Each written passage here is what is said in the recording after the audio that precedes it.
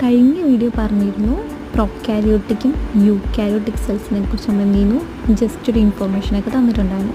അപ്പോൾ നമ്മൾ എന്ത് ചെയ്യുന്നു, ഇവർ രണ്ടുപേരെ എടുത്തിട്ട് ഇവർ നമ്മളുടെ ഡിഫറൻസ് നമുക്ക് നോക്കി മനസ്സിലാക്കി പഠിക്കാം. ഓക്കെ, സോ എൻ്റെ കൂടെ പോന്നേക്കണം essential difference of prokaryotic and eukaryotic cells. അപ്പോൾ ഞാൻ എന്ത് ചെയ്തു, ഈ ഒരു കാണിച്ചു തരാം. അത് നമ്മൾ എന്ത് ചെയ്യുന്നു, പ്രൊക്കാരിയോട്ടിക് യൂക്കാരിയോട്ടിൻ്റെ കുറച്ച് പോയിൻറ്റ്സ് നമുക്ക് നോക്കി പഠിക്കാം.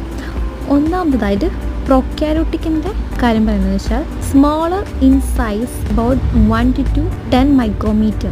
അതാണ് പ്രൊക്കാരിയോട്ടിക്കിൻ്റെ സെൽസിനെ കുറിച്ച്. വെരി സിംപ്ലസ്റ്റ് സെല്ലാണ്. അതേപോലത്തെ യൂക്കാരിയോട്ടിക് പേരാണെങ്കിലോ larger in size 10 to 100 micrometre or more than. Larger in സൈസാണ് അതിൻ്റെ സൈസ് വരുന്നത്. ഏകദേശം 10 to 100 മൈക്രോമീറ്റർ ആണെന്ന്, അതിലും കൂടുതലും വരാം. പറയുന്നത് എന്താ, മെയിൻലി യൂണിസെല്ലുലർ ആണ്.